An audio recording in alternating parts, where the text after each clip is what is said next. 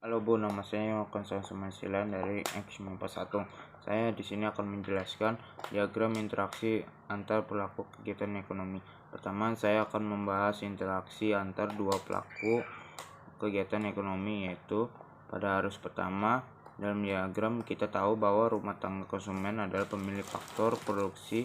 Oleh sebab itu, rumah tangga konsumen melakukan penawaran faktor produksi seperti tenaga kerja, tanah, modal, dan sebagainya kepada rumah tangga produsen sebagai modal rumah tangga produsen untuk menjalankan kegiatan produksi.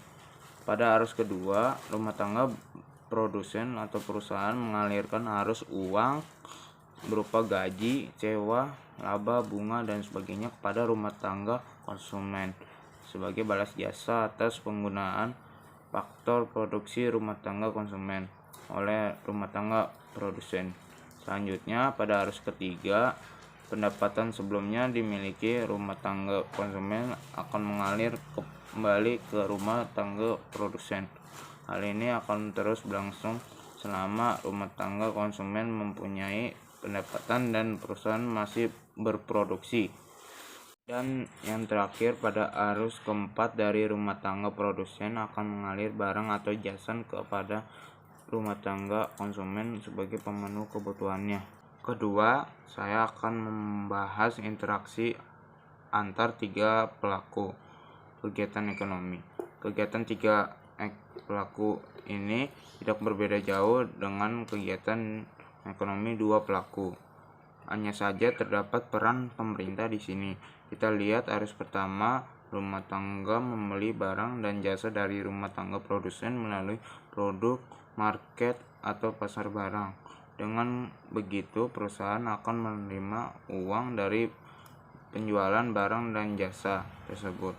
Rumah tangga berperan sebagai konsumen, sedangkan perusahaan berperan sebagai penjual. Perusahaan menetapkan harga barang atau jasa berdasarkan biaya produksi, sedangkan di produk market atau pasar barang, penetapan harga ditentukan oleh permintaan rumah tangga dan penawaran perusahaan. Pada arus kedua, pada diagram menunjukkan bahwa pendapatan rumah tangga yang digunakan untuk membeli barang atau jasa dari perusahaan didapatkan dari penjualan faktor produksi yang dimilikinya kepada perusahaan. Di sini perusahaan berperan sebagai pembeli, sedangkan rumah tangga berperan sebagai penjual. Dan harga faktor produksi ditentukan oleh penawaran rumah tangga dan permintaan perusahaan.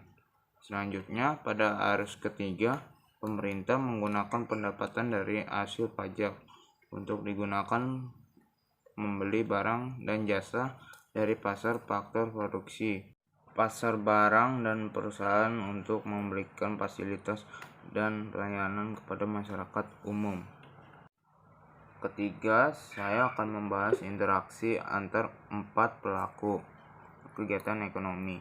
Dalam kegiatan empat pelaku, selain tiga pelaku, diantaranya rumah tangga konsumen, pemerintah, rumah tangga produsen, kita akan melibatkan masyarakat luar negeri.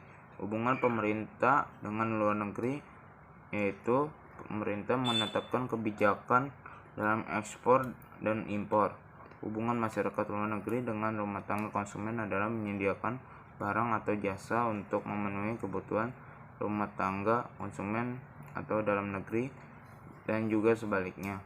Hubungan masyarakat luar negeri dengan rumah tangga produsen atau perusahaan adalah mengekspor barang dan jasa ke perusahaan, begitu juga sebaliknya. Sekian dari saya, terima kasih Bu.